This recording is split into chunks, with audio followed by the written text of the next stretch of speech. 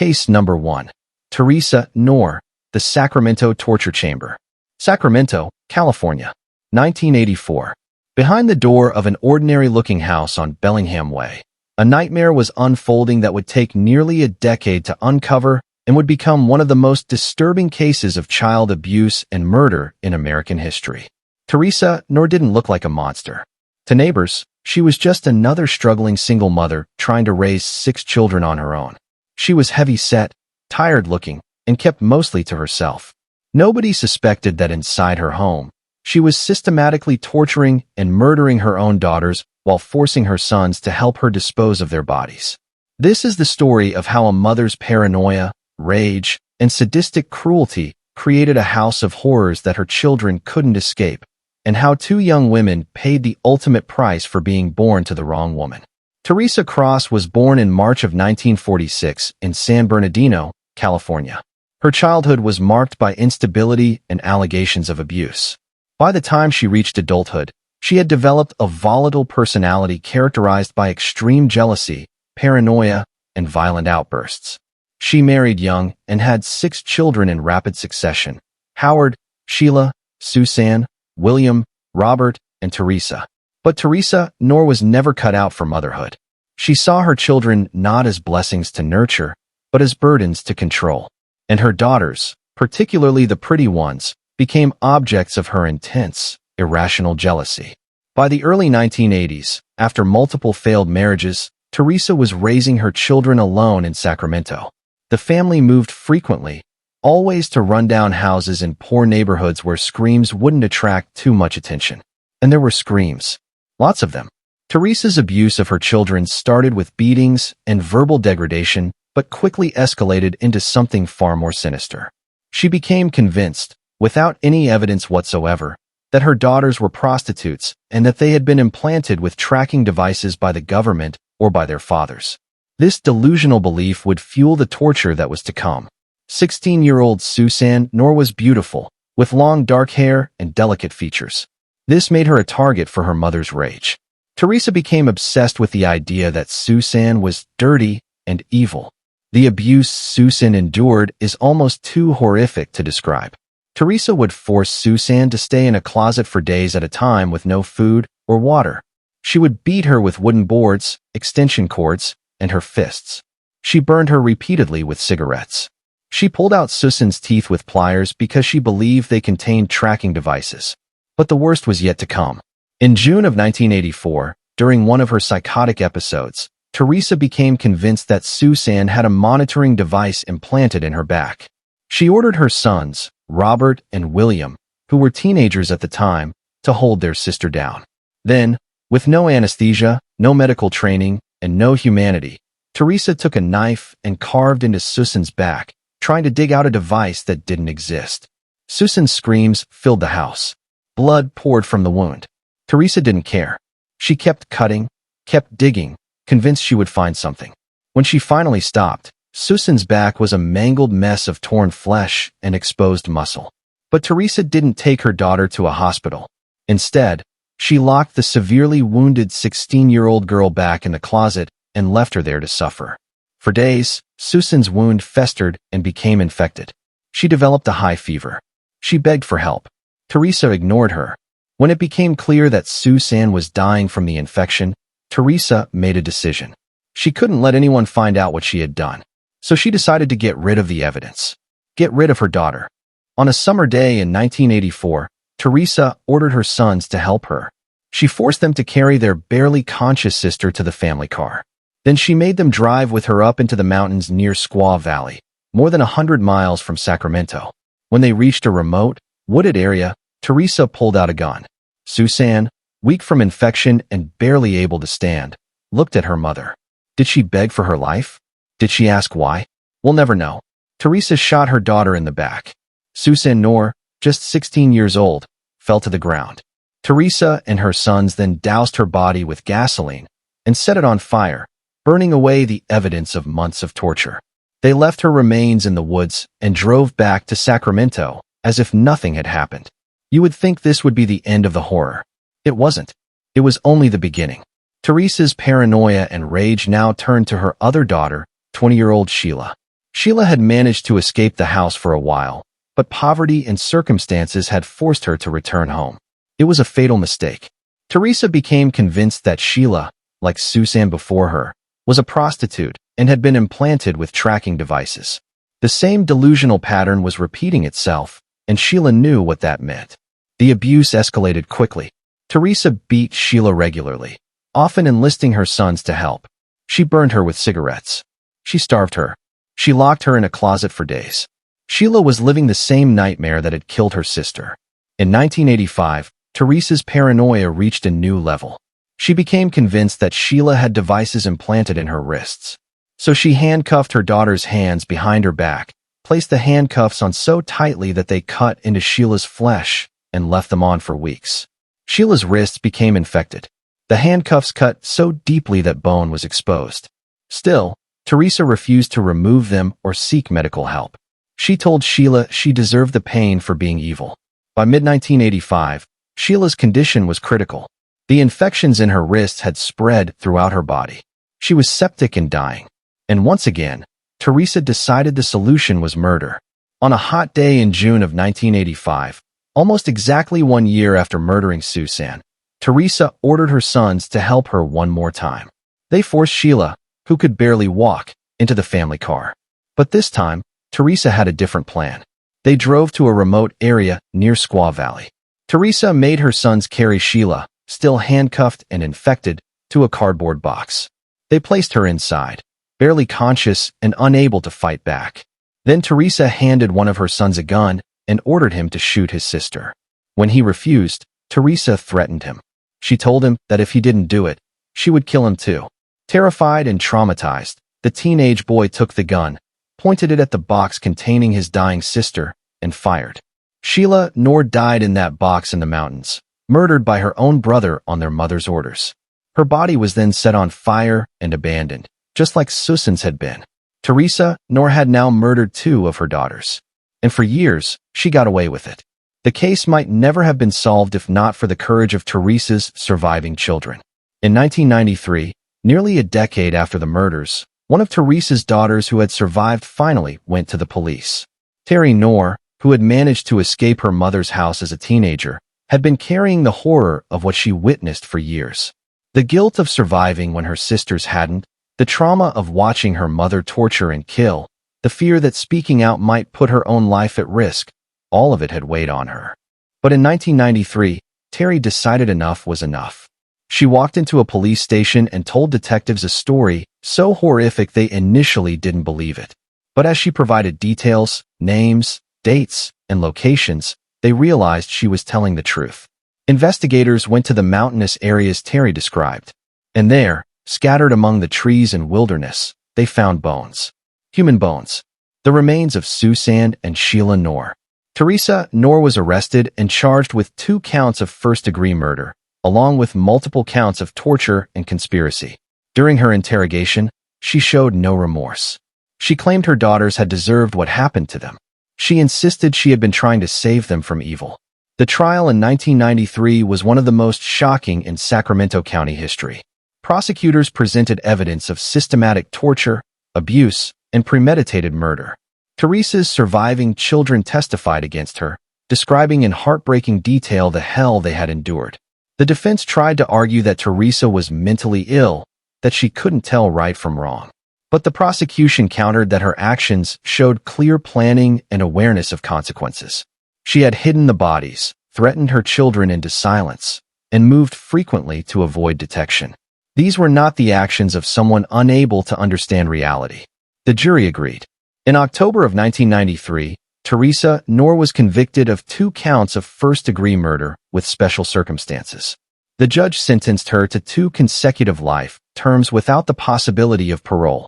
When the sentence was read, Theresa showed no emotion, no tears, no regret, nothing. Today, Theresa Knorr sits in the California Institution for Women in Coronado, California. She is now 78 years old and will die in prison. She has never expressed genuine remorse for killing her daughters. In interviews over the years, she has continued to claim that Susan and Sheila were troubled and that she was trying to help them. The surviving Knorr children have spent decades in therapy, trying to process the trauma of their childhood. Some have changed their names and disappeared from public life, desperate to escape the shadow of their mother's crimes. Others have spoken out, hoping their stories will help identify and save other children suffering in silence. Susan Knorr was 16 years old when her mother murdered her. Sheila Knorr was 20. Two young women who never got to finish growing up, never got to fall in love, never got to have children of their own and break the cycle of abuse.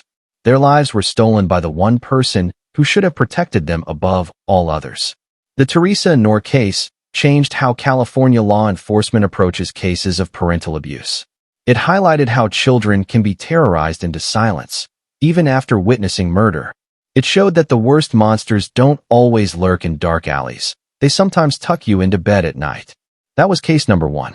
And as horrific as it was, I need to warn you, what's coming next is just as disturbing. Because our next case involves a mother who looked into the eyes of her 4 sleeping sons and pulled the trigger. For times. Let's continue with case number 2. Case number 2. Susan Eubanks, the execution-style murders. San Marcos, California. October 8, 1997.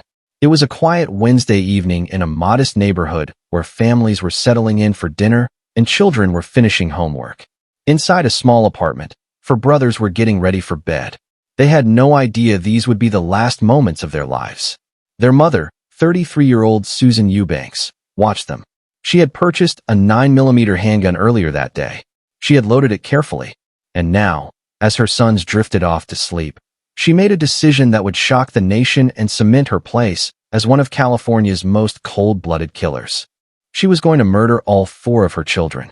This is the story of Susan Eubanks, a mother who chose execution over responsibility, who valued revenge over her children's lives, and who showed such a complete absence of maternal instinct that even hardened prosecutors struggled to understand her. Susan Eubanks was born in 1964 in Louisiana. She had a troubled childhood marked by instability, though nothing that would obviously predict the horror she would eventually commit. By her late teens, she was pregnant with her first child, and over the next 15 years, she would have 4 sons. Brandon, 14 years old, Austin, 7, Brigham, 6, and Matthew, just 4 years old. But Susan was never a devoted mother. She was volatile, self-centered, and often put her relationships with men above the needs of her children. By 1997, she was going through a bitter breakup with her boyfriend and was facing mounting financial pressures. Her response to these problems wouldn't be to seek help or to fight harder for her children. Her response would be to eliminate them. On the morning of October 8, 1997, Susan Eubanks woke up and made a plan. She would later claim she was depressed and wanted to die, but her actions told a different story. This wasn't a mother in the grip of sudden psychosis. This was premeditated murder. Susan went to a gun store in San Diego and purchased a 9mm handgun. She filled out all the required paperwork, passed the background check, and walked out with a weapon specifically designed to kill.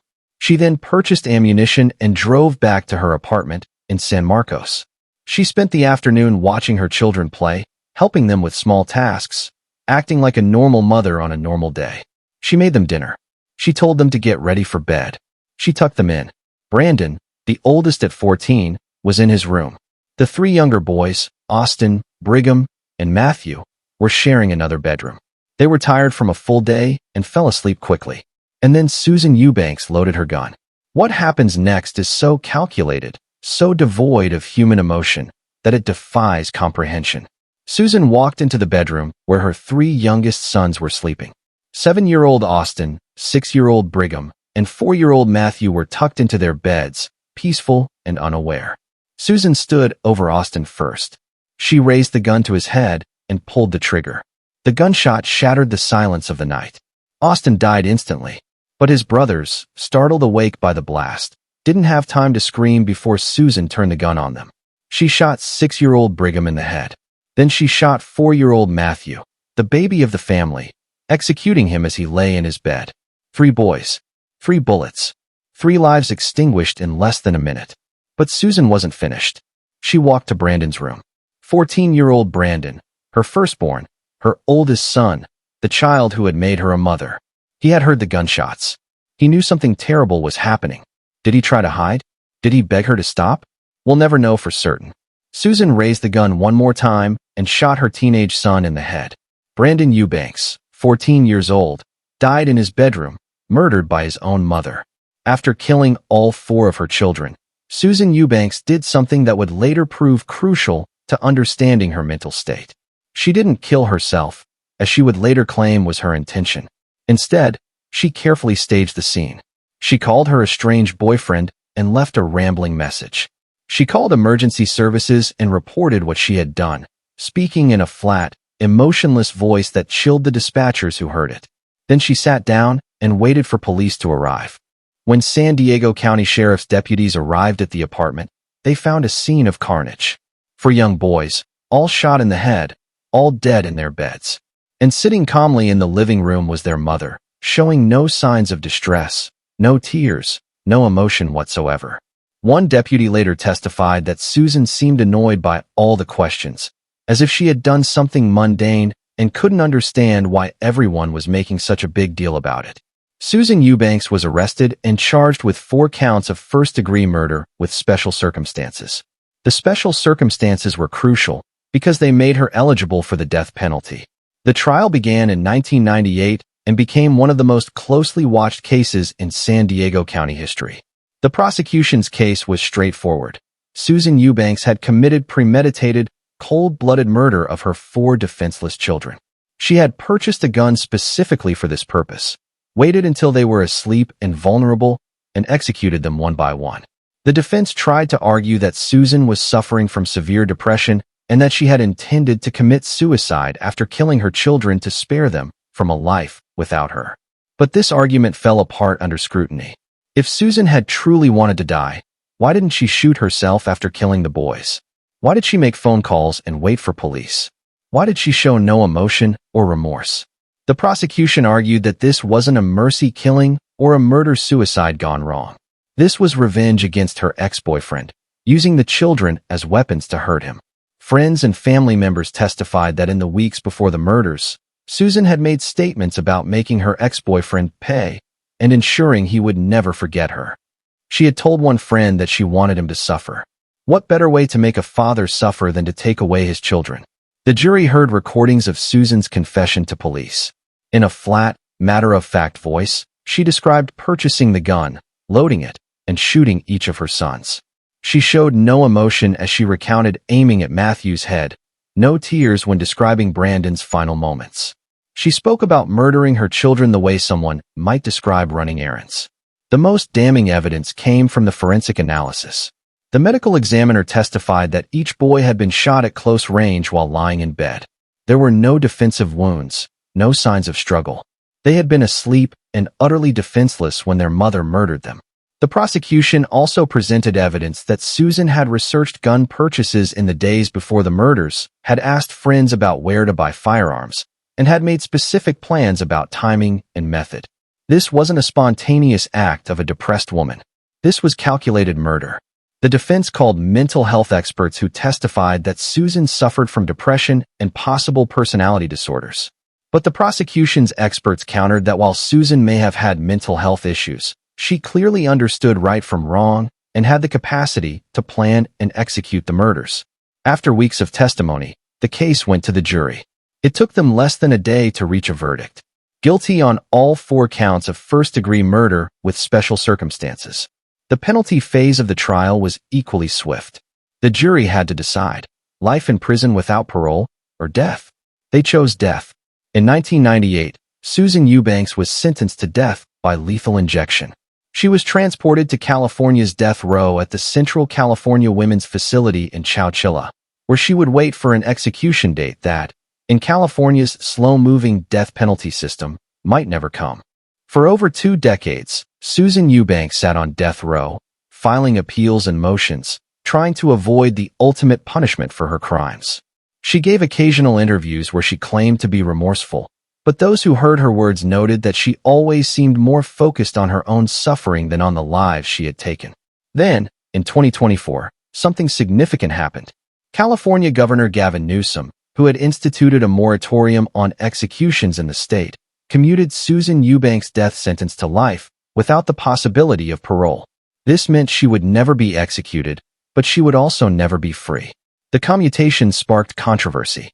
Families of the victims, including the boy's father, felt that Susan deserved the death penalty for what she had done.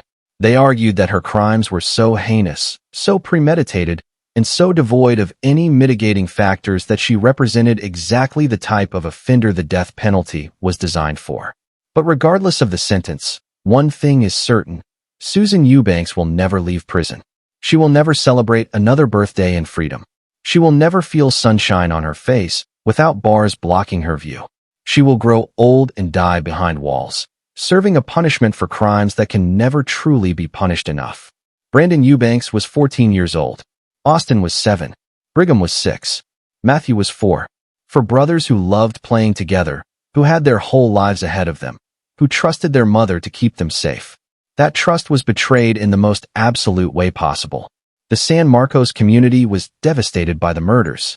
Neighbors who had seen the boys playing in the courtyard, teachers who had taught them in school, friends who had celebrated birthdays with them, all were left asking the same question: how could a mother do this? Psychologists who have studied the case point to several factors.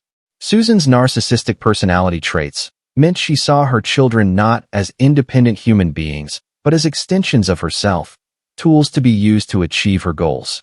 When her relationship failed and she felt she was losing control, she destroyed what she could control: her children's lives. Her lack of empathy was striking even for someone committing such a terrible crime. Most parents who kill their children show some signs of emotional distress, remorse, or rationalization. Susan showed none of these.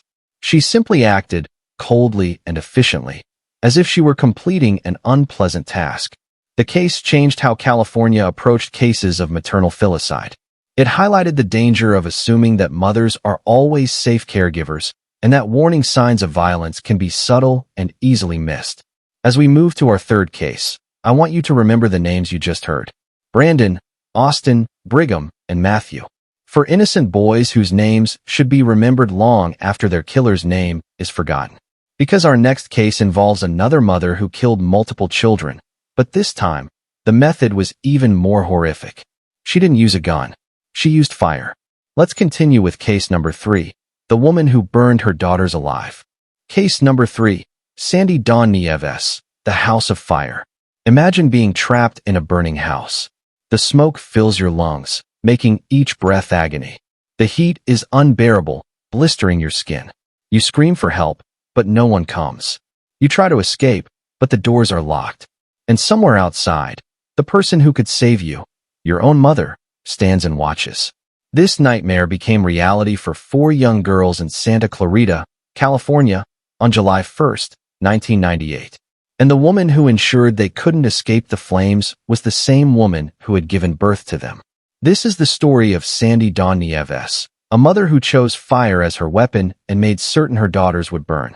Sandi Nieves was born in 1965 and by her early 20s had 4 daughters: Rochelle, 12 years old, Kaylee, 11, Christina, 7, and Kira, just 5 years old.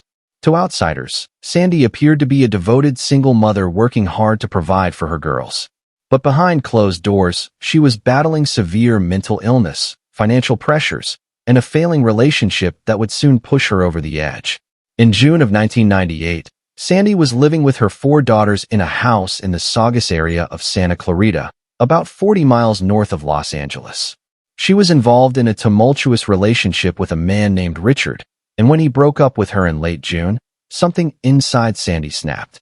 But unlike other people who might have been devastated by a breakup, Sandi's response was to plan the murder of her 4 children, and she wanted them to suffer. On the night of June 30th, going into the early morning hours of July 1st, 1998, Sandi put her plan into action. She waited until her daughters were asleep in their bedrooms. 12-year-old Rochelle and 11-year-old Kaylee shared one room. 7-year-old Christina and 5-year-old Kira shared another. Around 3 in the morning, when she was certain all 4 girls were deeply asleep, Sandi began preparing. She gathered accelerants, materials that would make fire burn faster and hotter. She placed them strategically around the girls' bedrooms and throughout the house. Then she did something that proves this was premeditated murder, not an accident or a moment of madness. She locked the doors to her daughters' bedrooms from the outside. Rochelle, Kaylee, Christina, and Kira were now trapped in their rooms with no way to escape. At approximately 3:30 in the morning, Sandi Nieves lit the fire. Flames erupted in multiple places throughout the house, fed by the accelerants she had carefully placed. The fire spread with terrifying speed, consuming walls, furniture, and everything in its path. Inside their locked bedrooms, the four girls woke to a nightmare. Smoke filled their rooms. The temperature soared. They could hear the roar of flames outside their doors. Rochelle, the oldest, tried desperately to get out, but the door wouldn't budge. She screamed for her mother. Her sisters screamed too, their young voices crying out in terror. But Sandi didn't come. She had already left the house. Neighbors were awakened by the sounds of the fire and the screams of children. They called 911 immediately. One neighbor later testified that she would never forget the sound of those screams, the absolute terror and desperation in the voices of little girls realizing they were going to die. Los Angeles County firefighters arrived within minutes, but by then, the house was fully engulfed in flames. They tried to enter, tried to reach the bedrooms, but the fire was too intense. All they could do was fight to control the blaze and prevent it from spreading to neighboring homes. By the time firefighters were able to enter the house, it was too late. They found the bodies of all four girls in their bedrooms. Rochelle, Kaylee, Christina, and Kira had died of smoke inhalation and burns. The medical examiner would later testify that they had suffered tremendously before death finally released them. The autopsy revealed soot in the girls' lungs, indicating they had been breathing smoke for several minutes before dying. They had been conscious and aware as the fire consumed them. They had known what was happening. They had called for help that never came. And where was Sandi during all of this? She was found shortly after the fire was extinguished, wandering near the house with superficial burns on her arms. She immediately began playing the role of distraught mother, claiming she had tried to save her daughters but couldn't reach them. But investigators weren't buying it. Fire investigators are experts at reading burn patterns, and what they found in the Nieves house told a very different story than the one Sandi was telling. The burn patterns indicated multiple points of origin, meaning the fire had been deliberately set in several places. The presence of accelerants was confirmed through chemical analysis. Most damning of all, investigators found evidence that the bedroom doors had been locked from the outside. There were scratch marks on the inside of the doors where Rochelle had desperately tried to claw her way out. When confronted with this evidence, Sandi changed her story. She admitted that she had set the fire but claimed it was a suicide attempt and that she had intended to die with her daughters. But investigators found no evidence supporting this claim. Sandi had carefully avoided the areas where the fire burned hottest. She had ensured she had a clear path to exit. Her burns were minor and superficial. This wasn't a suicide attempt. This was murder. Further investigation revealed Sandi's motive. Friends testified that she had been extremely upset about her breakup with Richard and had made statements about wanting to hurt him. She had told one friend that she wanted Richard to suffer, to feel pain he would never forget. Sandi had also taken out substantial life insurance policies on all four of her daughters in the months before the fire. While she claimed this was normal parental planning, prosecutors would argue it was part of her premeditation. Sandi Nieves was arrested and charged with 4 counts of first-degree murder with special circumstances, specifically murder by arson. The special circumstances made her eligible for the death penalty. Her trial began in 2000 and was one of the most emotionally charged proceedings in Los Angeles County history. The prosecution presented overwhelming evidence of premeditation. The life insurance policies, the purchase of accelerants, the multiple points of ignition, the locked doors, and Sandi's own words to friends about wanting revenge. The defense tried to argue that Sandi was severely mentally ill and hadn't been capable of forming the intent to murder. They presented psychiatrists who testified that she suffered from depression and possibly borderline personality disorder. But the prosecution countered with evidence that Sandi had been functional enough to plan the murders carefully, to purchase supplies, to wait for the right moment, and to ensure her own escape. Her mental illness, if it existed, hadn't prevented her from executing a calculated plan. The most heartbreaking testimony came from neighbors and first responders who described hearing the girls' screams and being unable to help them. One firefighter broke down on the stand while describing finding Kira's body. She had been just 5 years old, and she had died terrified and in agony. The jury deliberated for several days before reaching their verdict. guilty on all 4 counts of first-degree murder with special circumstances. The penalty phase was equally wrenching. The prosecution presented victim impact statements from family members and showed photos of the girls when they were alive, happy, full of potential. Rochelle had wanted to be a teacher.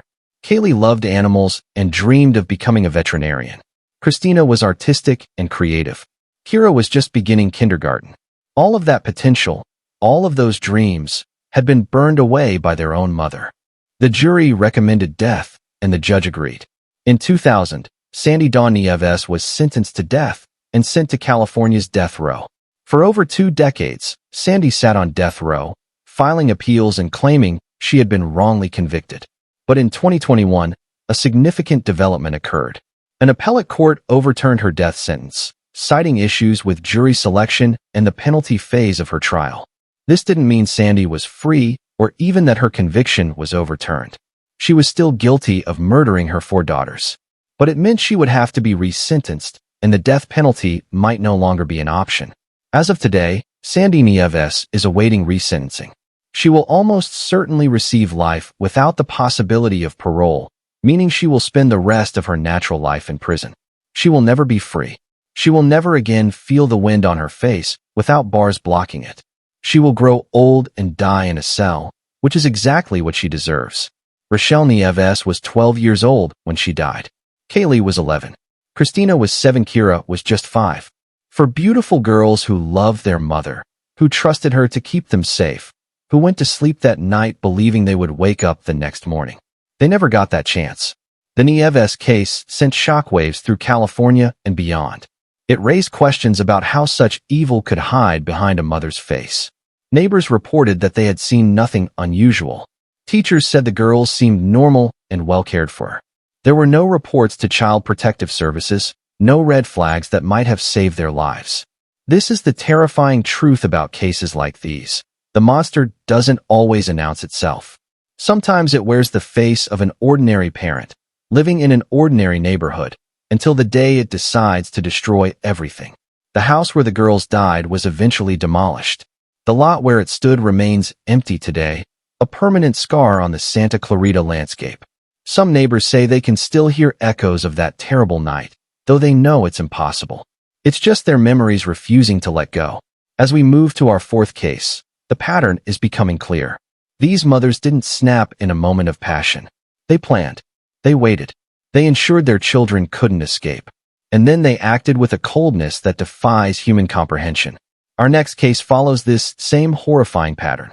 A mother who didn't use fire or guns, but something even more personal. Something that required her to look into her children's eyes as she took their lives. She used a knife. Let's continue with case number 4. Case number 4, Dora Buenrostro, the Mother's Day Massacre. San Jacinto, California. October 27, 1994. It was a sunny autumn day in this quiet Riverside County community. Children were playing in yards. Parents were planning for Halloween. Life was moving forward in the peaceful rhythm of suburban America. Inside a modest apartment on the outskirts of town, 3 children were spending time with their mother. 9-year-old Susanna, 8-year-old Vicente, and 4-year-old Deidre had no idea these would be the last hours of their lives. And they certainly couldn't have imagined that the person who would end those lives was the woman who had brought them into the world. This is the story of Dora Buenrostro, a mother who decided that if she couldn't have the life she wanted, then her children didn't deserve to live at all. Dora Luz Buenrostro was born in Mexico in 1962. She immigrated to the United States as a young woman and settled in Southern California, where she married and had 3 children in quick succession. By all outward appearances, she was trying to build a better life for her family. But beneath the surface, Dora was struggling. Her marriage was falling apart. She was facing financial difficulties. She felt trapped and desperate. And in her mind, a terrible solution began to take shape. Unlike some of the other mothers in our documentary who showed signs of mental illness or delusional thinking, Dora Buenrostro's crime appears to have been motivated by something even more chilling: selfish convenience. She saw her children as obstacles to the life she wanted, and she decided to remove those obstacles permanently. On the morning of October 27, 1994, Dora woke her 3 children and got them ready for the day. She made them breakfast. She helped them get dressed. She acted like a normal mother on a normal day. But in a drawer in the kitchen, she had placed a large butcher knife. And she had already decided how this day would end. The exact sequence of events is difficult to recount, but based on forensic evidence and Dora's eventual confession, investigators were able to piece together the horrific timeline. Sometime in the late morning or early afternoon, Dora retrieved the knife from the kitchen. Her children were in the living room, playing and watching television. They were relaxed, comfortable, safe in their mother's presence. Dora approached 9-year-old Susanna first. Susanna was stabbed multiple times. The medical examiner would later count more than 10 stab wounds on her small body. These weren't defensive wounds from a struggle. These were deliberate, forceful strikes from someone who wanted to ensure death. 8-year-old Vicente and 4-year-old Deidre heard their sister's screams. They saw what was happening. They tried to run, tried to hide, but there was nowhere to go. Their mother was between them and the door. Dora chased down Vicente next. The young boy tried to defend himself, tried to fight off his mother, but he was just 8 years old going up against an adult with a weapon. He was stabbed repeatedly, his small hands cut as he tried to grab the blade to stop it from piercing his body. Finally, Dora turned to 4-year-old Deidre, the youngest child, barely more than a baby, who had watched her mother murder her older siblings. Did she cry? Did she beg? Did she understand what was happening? Dora stabbed her youngest daughter to death without mercy. When all 3 children lay dead or dying on the floor of the apartment, Dora took a shower. She washed the blood off her body and changed her clothes. Then she did something that showed clear consciousness of guilt and an attempt to evade responsibility. She staged a crime scene. Dora ransacked her own apartment, making it look like a robbery had occurred. She broke windows, scattered belongings, and tried to create the appearance that an intruder had broken in and attacked her family. Then she stabbed herself, inflicting superficial wounds on her arms and torso that would later support her planned story. Finally, she called 911. When Riverside County Sheriff's deputies arrived at the apartment, they found a scene of carnage. 3 children, stabbed to death, lying in pools of blood. And Dora Buenrostro, crying and bleeding from minor wounds, claiming that an unknown intruder had broken in and attacked them all. At first, deputies believed her story. She was a victim, or so it seemed. She was transported to a hospital for treatment of her wounds while investigators began processing the crime scene. But within hours, the evidence started telling a different story. Crime scene investigators noted several inconsistencies. The broken window appeared to have been broken from the inside, not the outside. There were no signs of forced entry at any other point. Nothing of significant value had been taken despite the apparent ransacking. Most tellingly, the blood spatter patterns didn't support Dora's story. Forensic analysts determined that the children had been attacked where they fell, with no evidence of a struggle with an outside intruder. The knife used in the murders was from Dora's own kitchen, with no unknown fingerprints on it. And Dora's wounds? They were shallow and superficial, what investigators call hesitation wounds. These are self-inflicted injuries that deliberately avoid causing serious harm. Every major blood vessel and vital area had been carefully avoided. Within 24 hours, investigators had shifted their focus from searching for an unknown killer to interviewing Dora as a suspect. Under interrogation, Dora initially stuck to her story. But as detectives presented her with the forensic evidence that contradicted her claims, her story began to change. She offered different versions, different explanations, each one unraveling under scrutiny. Finally, after hours of questioning, Dora Buenrostro confessed. She admitted that she had murdered her 3 children. But even in her confession, she tried to minimize her responsibility, claiming she had been under financial stress and felt she had no other options. Detectives didn't accept these excuses. There are millions of parents facing financial stress who don't murder their children. There are resources, shelters, family services, countless alternatives to killing 3 innocent children. Dora had simply decided that her children were inconvenient, and she had eliminated them. Dora Buenrostro was arrested and charged with 3 counts of first-degree murder with special circumstances. The special circumstances included multiple murder and murder by lying in wait, making her eligible for the death penalty. Her trial began in 1998 and lasted several months. The prosecution's case was overwhelming. They presented forensic evidence showing that Dora's intruder story was impossible. They presented her confession. They showed the jury photos of 3 beautiful children who had been brutally stabbed to death by the one person who should have protected them. The defense tried to argue that Dora had been suffering from severe depression and didn't understand the wrongfulness of her actions. They presented psychiatrists who testified about her mental state. But the prosecution countered with evidence of premeditation and consciousness of guilt. Dora had hidden the knife beforehand. She had staged a crime scene. She had lied to police. These were not the actions of someone unable to understand right from wrong. Perhaps the most damning evidence came from Dora's own words after her arrest. In recorded phone calls from jail, she never expressed genuine remorse for killing her children. Instead, she complained about her treatment, about the conditions in jail, about how unfair it was that she was being prosecuted. The jury heard these calls and saw who Dora Buenrostro really was, a narcissist who valued her own comfort above her children's lives. The verdict came swiftly, guilty on all 3 counts of first-degree murder with special circumstances. During the penalty phase, the prosecution presented victim impact statements from family members who described the 3 children and the light they had brought to the world. Susana had been a bright student who loved reading. Vicente had been athletic and energetic, always ready with a smile. Deidre had been sweet and affectionate, still learning to navigate the world. All of that potential, all of that joy, had been destroyed by their mother's selfishness. The jury recommended death, and the judge agreed. Dora Buenrostro was sentenced to death and transported to California's death row at the Central California Women's Facility. Today, Dora Buenrostro remains on death row, though like many California death row inmates, her sentence is under review due to changes in California's death penalty procedures and legal challenges. Whether she will ultimately be executed or have her sentence commuted to life without parole remains to be seen. But one thing is certain. Dora Buenrostro will never be free.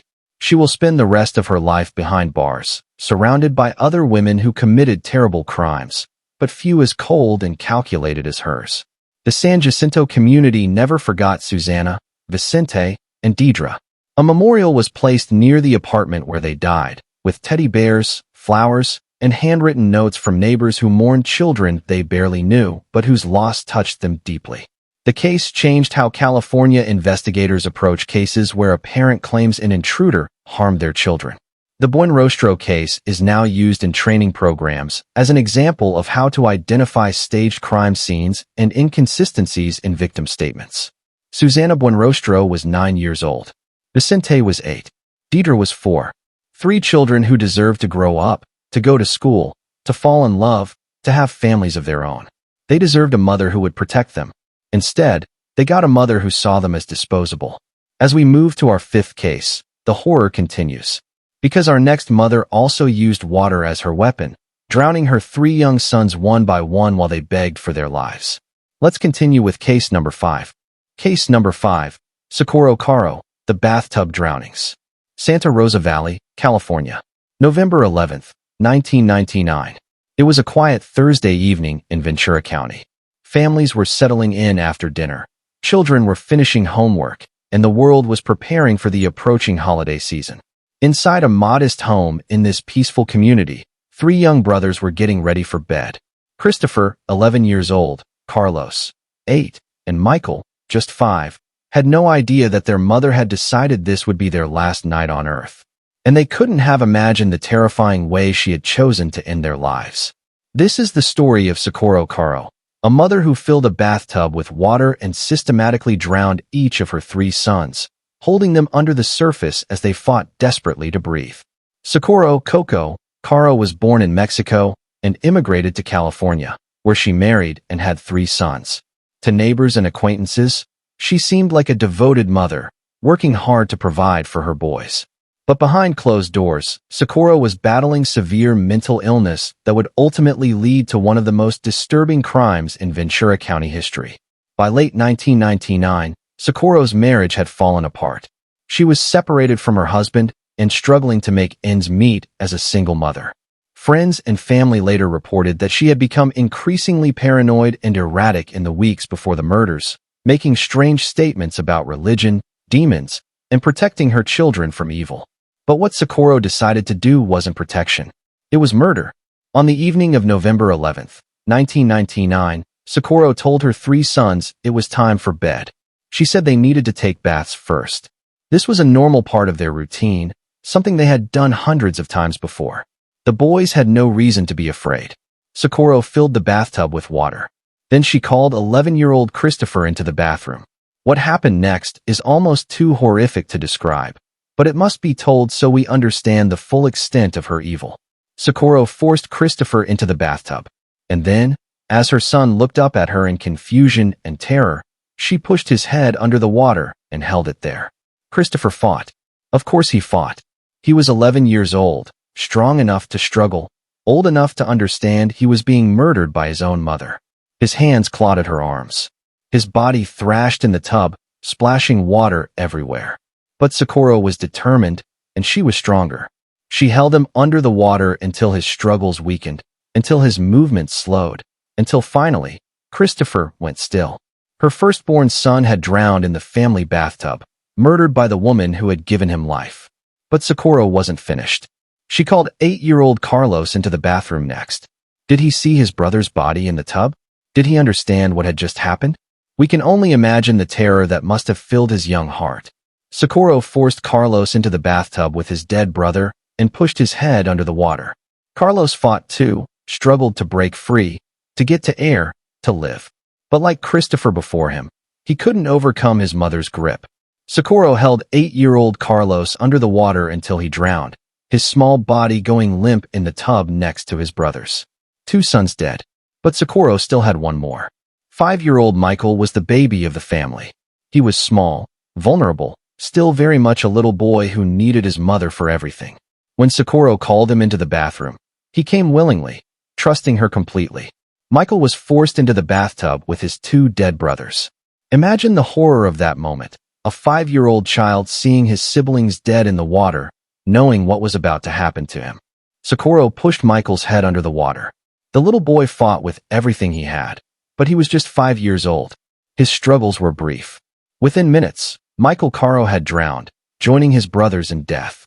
After murdering all 3 of her sons, Socorro Caro did something that would later prove crucial to understanding her mental state and her level of premeditation. She didn't call for help. She didn't express remorse.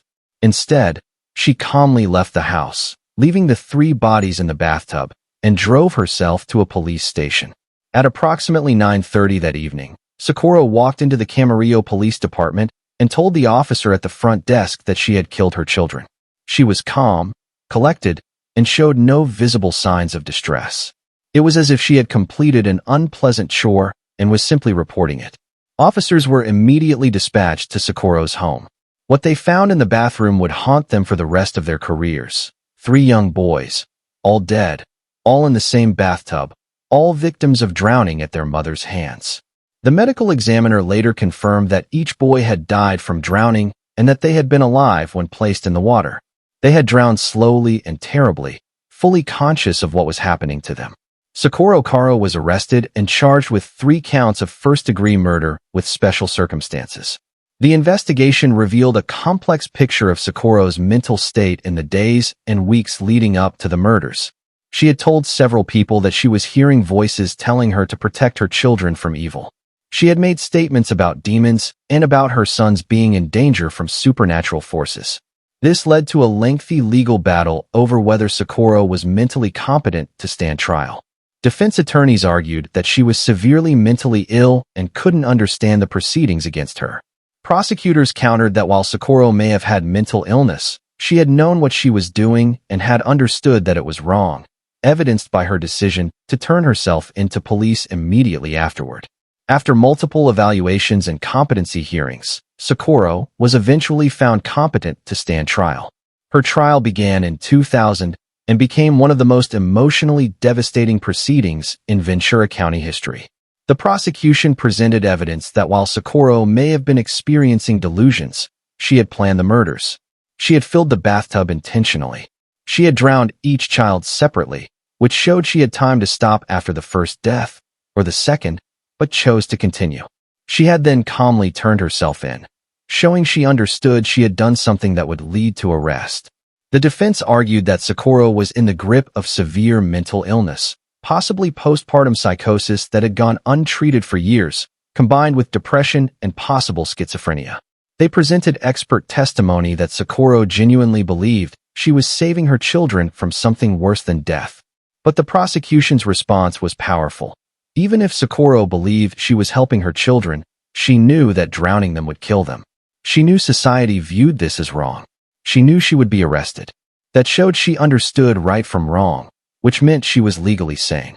The jury's deliberations took several days. They had to weigh complex questions about mental illness, intent, and culpability. Finally, they reached a verdict: guilty on all 3 counts of first-degree murder with special circumstances. The penalty phase was equally difficult. The prosecution argued that Socorro's crimes were so heinous that only death was appropriate. 3 young boys, drowned by their own mother in a prolonged and terrifying manner. The defense argued for life without parole, citing Socorro's mental illness as a mitigating factor. The jury recommended death. In 2000, Socorro Caro was sentenced to death and sent to California's death row. Today, Socorro Caro remains on death row at the Central California Women's Facility. She continues to file appeals, arguing that her mental illness should have precluded a death sentence. Whether she will ultimately be executed or have her sentence commuted remains uncertain. But regardless of the outcome of her appeals, Socorro Caro will never be free. She will spend the rest of her life in prison, removed from society, unable to harm anyone else. The home where the boys died was eventually sold to a new family who knew nothing of its history. The bathtub where 3 young lives ended was replaced. But those who knew Christopher, Carlos, and Michael never forgot. Christopher was 11 years old, about to enter middle school, full of energy and dreams. Carlos was 8, a bright student who loved soccer and wanted to be a professional player someday. Michael was just 5, still learning to read, still believing the world was a safe place where mothers protected their children. All 3 of those beliefs, all 3 of those futures, drowned in a bathtub on a November night in 1999. The Socorro Caro case highlighted the complex intersection of mental illness and criminal responsibility. It raised questions that our justice system still struggles to answer. How do we punish someone who is genuinely mentally ill? Is it justice to execute someone who may not have fully understood the reality of what they were doing? These are difficult questions with no easy answers. But what is clear is that 3 innocent children died at their mother's hands, and that loss deserves recognition and remembrance. As we reach the halfway point of our documentary, I want to remind you to hit that subscribe button if you haven't already. These cases require extensive research and verification, and your support helps us continue bringing you thoroughly investigated true crime content. Leave a comment below sharing your thoughts on these cases. Now, let's continue to case number 6, where we encounter a mother whose crimes extended beyond her children to include her husband, and whose motive was perhaps the most coldly calculated of all: financial gain. Case number 6, Manling Tsang Williams, the family annihilator. Rowland Heights, California, March 24, 2007. It was a beautiful Saturday morning in this upscale Los Angeles County community. Children were playing in well-manicured yards. Families were planning weekend activities. Life in this prosperous neighborhood seemed perfect from the outside. Inside one luxurious home, a family was about to be destroyed. Not by an intruder, not by an accident, but by the woman who was supposed to be the heart of the household. The mother, the wife, the person everyone trusted most. This is the story of Manling Tsang Williams, a mother who killed her husband and 2 sons in cold blood, then tried to make it look like murder-suicide. Her motive? Money. Pure, simple greed. Manling Tsang was born in China and immigrated to the United States, where she met and married Neil Williams, a successful businessman. Together, they had 2 sons, 10-year-old Adam and 5-year-old Ashton. By all outward appearances, they were living the American dream. They had a beautiful home in an exclusive neighborhood, financial security, and 2 healthy, happy children. But Manling wanted more. Much more. In the months leading up to March 2007, Manling had taken out substantial life insurance policies on her husband Neil, totaling over $2 million. She had also begun plotting how to kill him and make it appear to be an accident or suicide. But there was a problem. Her sons would be witnesses. They would know she had killed their father.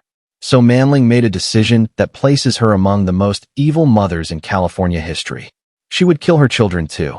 On the morning of March 24, 2007, Manling put her plan into action. The method she chose was fire, similar to Sandi Nieves in case number 3, but with a crucial difference. Manling wanted it to look like her husband had killed the children and then himself. While Neil and the boys were sleeping, Manling went to the garage and retrieved gasoline. She poured it throughout the house, focusing on the bedrooms where her family slept. Then she doused her husband and sons with gasoline as they lay in their beds. At some point, Neil woke up. He smelled the gasoline. He realized what was happening. According to forensic evidence later analyzed, there was a struggle. Neil fought desperately to stop his wife, to save his children. But Manling was determined.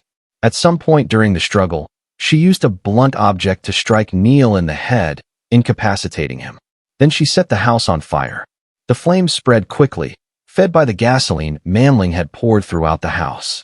10-year-old Adam and 5-year-old Ashton woke to a nightmare of smoke and heat. They tried to escape, but the fire was spreading too fast. Neighbors heard screams and called 911. Los Angeles County firefighters arrived quickly, but the fire was already intense. They managed to enter the house and found Neil Williams and the 2 boys, all dead or dying from smoke inhalation and burns. And where was Manling? She had managed to escape the house with what she claimed were minor injuries. She immediately began playing the role of grieving widow and mother, telling first responders that she had tried to save her family but couldn't reach them. But unlike some of the other mothers in our documentary who might have gotten away with their crimes initially, Manling's plan began unraveling almost immediately. Fire investigators noted multiple irregularities.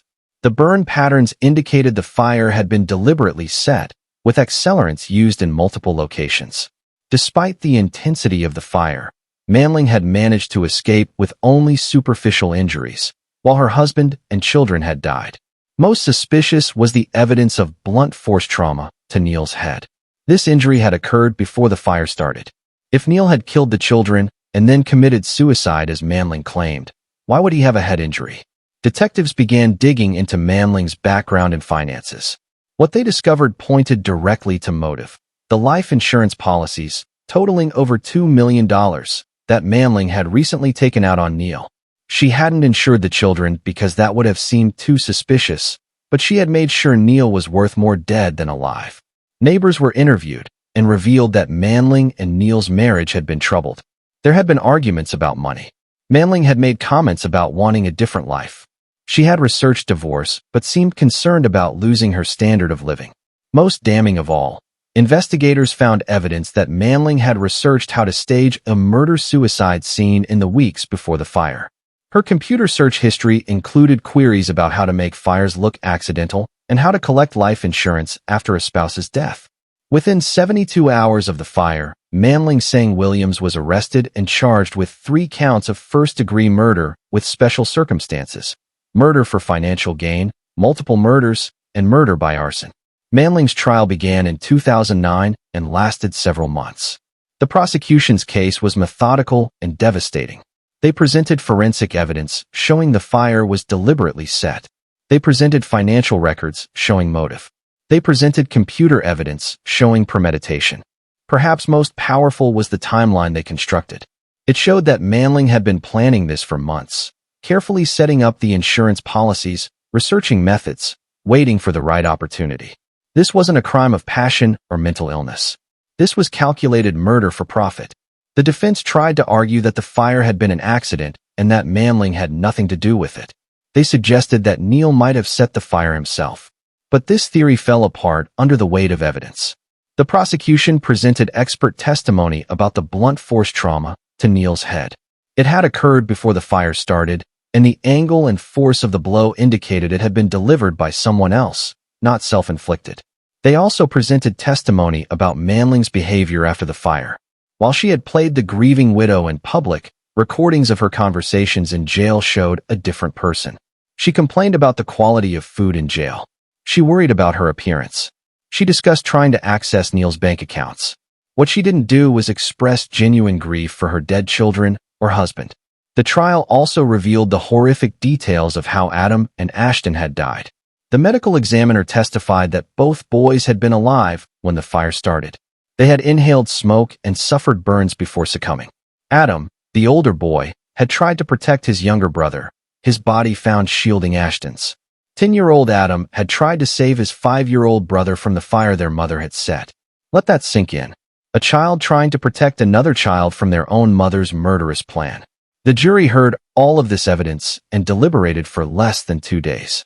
Their verdict: guilty on all 3 counts of first-degree murder with special circumstances. The penalty phase was swift. The prosecution argued that Manling's crimes were among the most depraved imaginable. She had killed her own children, not out of mental illness or delusion, but for money. She had planned it meticulously. She had shown no remorse. She deserved death. The defense argued for life without parole, but offered little in the way of compelling mitigating evidence. Manling had no history of mental illness, no history of abuse, nothing that explained or excused what she had done. The jury recommended death.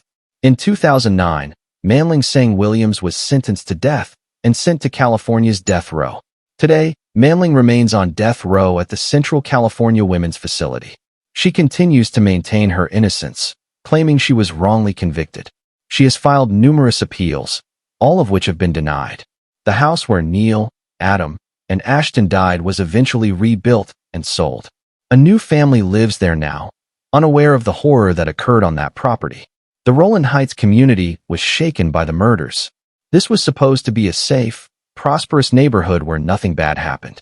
The Williams family had seemed perfect from the outside. It just proved, once again, that evil can hide behind any facade. Neil Williams was 43 years old when his wife murdered him. He was a devoted father who worked hard to provide for his family. Adam was 10 years old, a bright student who loved baseball and dreamed of playing professionally. Ashton was just 5 years old, still in kindergarten, still believing his mother would always keep him safe. All 3 of them trusted Manling. All 3 of them died because of that trust. The Manling Tsang Williams case is unique in our documentary because it involved not just filicide, the killing of one's children, but also spousal murder.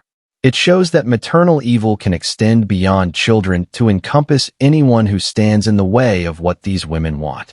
As we move to case number 7, we encounter a mother whose victim wasn't her biological child, but a young niece who had been placed in her care. The state trusted her to protect this little girl.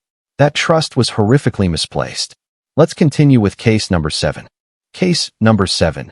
Veronica Gonzales, the tortured niece. Chula Vista, California. December 15, 1995. The holiday season was in full swing in this San Diego County community. Families were decorating Christmas trees, wrapping presents, planning celebrations with loved ones. Inside one home, there would be no celebrations. Instead, a 4-year-old girl named Jenny Rojas was living a nightmare of torture and abuse that would soon end in her death. And the person inflicting this horror wasn't a stranger or a monster lurking in the shadows. It was her aunt, Veronica Gonzales, the woman who was supposed to be caring for her. This is the story of how a mother turned into a murderer, how a home became a torture chamber, and how a little girl's cries for help went unheard until it was too late. Veronica Gonzales was born in Mexico and immigrated to California, where she married and had children of her own. In 1995, when her niece, Jenny's mother, faced difficulties caring for the child, Veronica offered to take Jenny into her home. The family saw this as an act of kindness, an aunt stepping up to help. They had no idea they were handing Jenny a death sentence. From the moment Jenny entered Veronica's home, the abuse began. And it wasn't just Veronica who participated. Her husband, Ivan Gonzales, and Veronica's teenage daughter from a previous relationship also took part in the systematic torture of this 4-year-old child. But Veronica was the ringleader, the driving force behind the cruelty that would ultimately claim Jenny's life.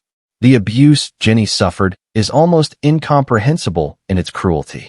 Veronica and her family members would beat the little girl with belts, wooden boards, and their fists. They would burn her with cigarettes, leaving her small body covered in burn marks and scars. They would force her to kneel on uncooked rice for hours as punishment, a torture technique that causes excruciating pain as the hard grains dig into flesh. Jenny was starved regularly, denied food for days at a time, while Veronica's own children ate normally. The 4-year-old was forced to sleep on the floor without blankets or pillows, even on cold nights. She was locked in closets for extended periods. She was verbally abused, told she was worthless, unwanted, evil. And through it all, neighbors heard nothing. Or if they did, they didn't report it. Ginny's biological mother visited occasionally, but was apparently manipulated by Veronica into believing everything was fine. The abuse escalated over the months Ginny lived with Veronica. What had started as beatings and deprivation evolved into more creative and sadistic forms of torture. Veronica seemed to take pleasure in inflicting pain on this defenseless child. On December 15, 1995, the torture reached its inevitable, tragic conclusion. That day, Veronica and her husband decided to punish Ginny for some minor perceived infraction. The exact reason for the punishment has never been made clear, probably because there was no real reason except Veronica's cruelty. They beat 4-year-old Ginny savagely. The autopsy would later show that the child suffered massive internal injuries, including liver lacerations and internal bleeding. She had been struck with such force that her internal organs had been damaged. As Ginny lay dying, crying in pain and begging for help, Veronica and her husband didn't call for medical assistance. They didn't rush her to a hospital. Instead, they watched as the little girl's condition deteriorated. By the time they finally called 911, claiming Ginny had fallen and hurt herself, it was too late. Paramedics arrived to find a 4-year-old child in critical condition, her small body covered in bruises, burns, and scars in various stages of healing. The injuries told a story of prolonged, systematic abuse, not a simple fall, as Veronica claimed. Ginny Rojas was rushed to the hospital, but doctors couldn't save her. She died shortly after arrival from massive internal injuries and trauma. The medical staff immediately recognized that this child's injuries were not accidental. They contacted law enforcement. When San Diego County Sheriff's detectives arrived at the hospital and saw Ginny's body, they were horrified. Even veteran investigators who had seen countless child abuse cases were shocked by the extent of her injuries. Ginny's 4-year-old body told the story of months of torture. She had burns in various stages of healing, indicating repeated cigarette torture over an extended period. She had scars on her knees consistent with being forced to kneel on rice or other hard objects. She was severely malnourished, weighing far less than a healthy child her age should weigh. Most telling were the internal injuries. The force required to cause the liver lacerations and internal bleeding Ginny had suffered could not have come from a simple fall. This was the result of a severe beating, delivered with adult strength against a defenseless child. Detectives immediately went to Veronica Gonzales' home to investigate.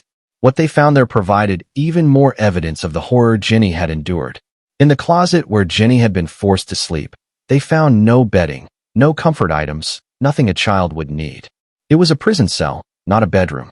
They found implements of torture, belts with buckles that matched marks on Ginny's body, wooden boards, cigarettes. They found photographs that Veronica had taken of Ginny looking thin and frightened, evidence that she had documented the child's deteriorating condition but done nothing to help her. When questioned, Veronica initially stuck to her story that Ginny had fallen. But as detectives presented her with the medical evidence, her story began to change. She blamed her husband. She blamed her daughter. She claimed Ginny was a difficult child who required harsh discipline. But investigators weren't buying any of it. The evidence was overwhelming that Veronica had been the primary abuser, the one orchestrating and encouraging the torture of her niece. Veronica Gonzales was arrested and charged with first-degree murder with special circumstances, including torture and child abuse. Her husband Ivan was also arrested and charged. Veronica's daughter, being a minor at the time, was charged in juvenile court. Veronica's trial began in 1998 and became one of the most emotionally devastating cases in San Diego County history. The prosecution presented overwhelming evidence of systematic torture leading to murder. The medical examiner testified in graphic detail about Ginny's injuries. Each burn mark, each bruise, each healed scar told part of the story of this child's suffering. The final beating that killed her was just the culmination of months of abuse. Witnesses testified about seeing Ginny at Veronica's home looking thin and frightened. One neighbor recalled hearing what sounded like a child crying, but had assumed it was normal childhood upset. That testimony haunted the courtroom, The knowledge that Ginny's cries for help had been heard but not understood. Perhaps most damning was testimony from Veronica's own children. While some were too young or too frightened to testify, others described the household environment. They confirmed that Ginny had been singled out for abuse while they were treated normally. They described witnessing their mother beat Ginny, burn her, and deny her food. The defense tried to argue that Veronica had not intended to kill Ginny, that the fatal beating had been a punishment that went too far. They tried to paint Veronica as overwhelmed and stressed, unable to cope with caring for an additional child. But the prosecution demolished this argument. Intent to kill wasn't necessary for a murder conviction when the crime involved torture. And the evidence of torture was undeniable. No one beats a 4-year-old child hard enough to lacerate her liver as an act of discipline. That's an act of murderous violence. The jury heard testimony about Ginny's short life. She had been a sweet child, affectionate, and eager to please. Her mother had struggled with poverty and addiction, but had loved her daughter and thought she was doing the right thing by placing her with family who could provide better care.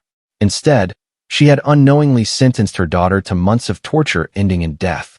Ginny's biological mother testified, breaking down on the stand as she described the guilt of not recognizing the signs of abuse, of trusting Veronica when she said everything was fine during visits, of not saving her daughter when she still could have. The prosecution reminded the jury that Ginny was just 4 years old when she died. She had barely lived. She had never gone to school, never had a best friend, never celebrated a birthday without pain. Her entire existence in Veronica's home had been suffering. The jury deliberated for less than 2 days before returning with their verdict: guilty of first-degree murder with special circumstances of torture. During the penalty phase, the prosecution argued that Veronica Gonzales deserved the death penalty for the torture and murder of an innocent, defenseless child who had been placed in her care. The defense argued for life without parole, citing Veronica's lack of prior criminal record and her own difficult background. The jury recommended death. In 1998, Veronica Gonzales was sentenced to death and sent to California's death row. Her husband Ivan was also convicted and sentenced to death. He was executed by the state of California in 2012, maintaining his innocence until the end despite overwhelming evidence of his participation in Ginny's abuse and murder. Today, Veronica Gonzales remains on death row at the Central California Women's Facility. She has filed multiple appeals over the years, all of which have been denied. She will spend the rest of her life in a small cell, surrounded by other women who committed terrible crimes. But unlike Ginny, Veronica gets 3 meals a day. She has a bed to sleep in. She has access to medical care. She has warmth in winter and cooling in summer. She has all the things she denied her 4-year-old niece. The house where Ginny died has long since been sold to another family. The closet where she was forced to sleep has been converted into something else, maybe a playroom or storage space. The physical evidence of her suffering has been erased. But those who knew Ginny, those who investigated her death, and those who prosecuted her killers will never forget.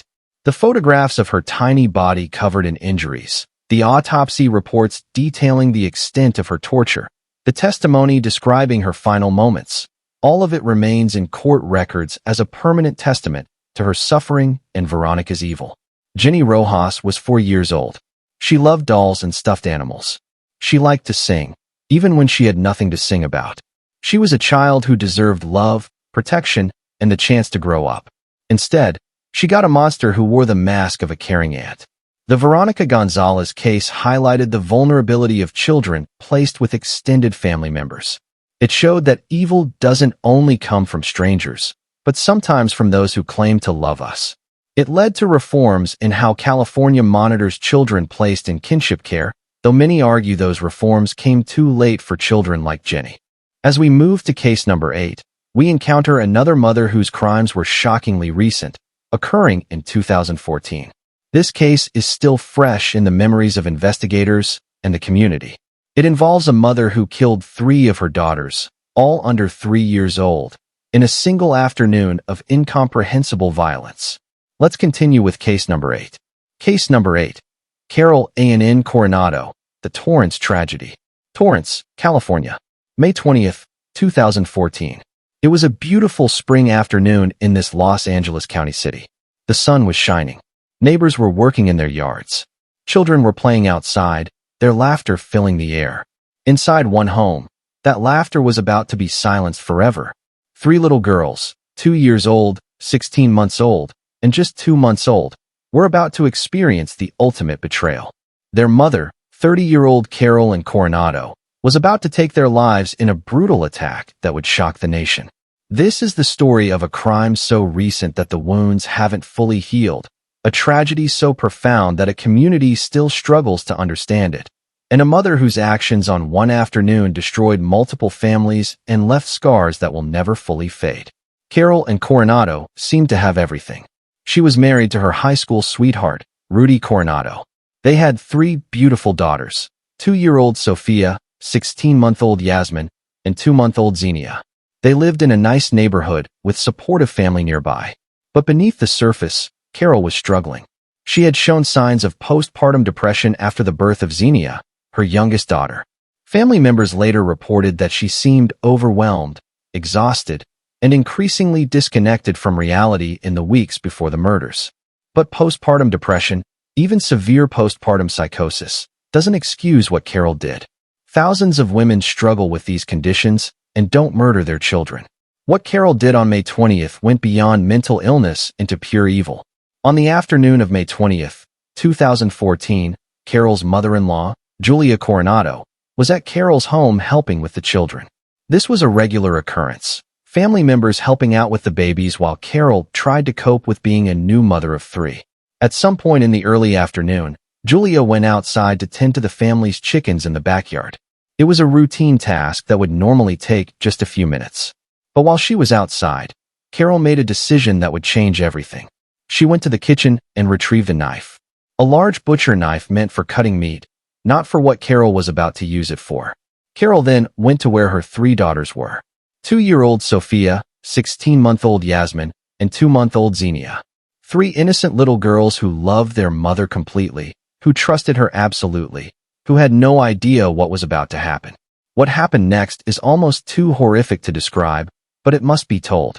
Carol attacked her daughters with the knife, stabbing them repeatedly. The medical examiner would later determine that each child had been stabbed multiple times, with wounds to their chests, necks, and heads. 2-year-old Sophia, the oldest, tried to get away. Investigators found evidence that she had attempted to run, leaving small, bloody handprints on walls as she tried to escape her mother. But she was just 2 years old. There was nowhere for her to go. 16-month-old Yasmin and 2-month-old Xenia had no chance to even try to escape. They were too young, too small, too defenseless against their mother's attack. Within minutes, all 3 girls were dead or dying, their small bodies covered in stab wounds, their blood soaking into the carpet where they had been playing just moments before. Carol's mother-in-law, Julia, finished her task with the chickens and came back into the house. What she found would haunt her for the rest of her life. Her 3 granddaughters were on the floor, covered in blood, clearly dead or dying. And Carol was there too, covered in blood, holding the knife, staring blankly as if in a trance. Julia screamed. She immediately called 911, crying hysterically as she tried to explain what she was seeing. Dispatchers could barely understand her, but they caught enough. 3 children stabbed, mother standing over them with a knife. Los Angeles County Sheriff's deputies and paramedics arrived within minutes. They found a scene that even veteran first responders called one of the worst they had ever witnessed.